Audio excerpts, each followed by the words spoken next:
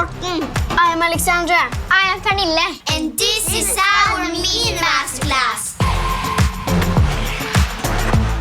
If you're feeling playful, head over to the park. Rails are really difficult, but boxes are not. It's super easy.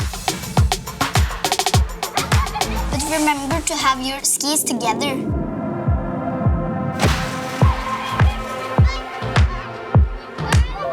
Nothing beats the feeling of a perfect jump, and you will impress everyone in your family.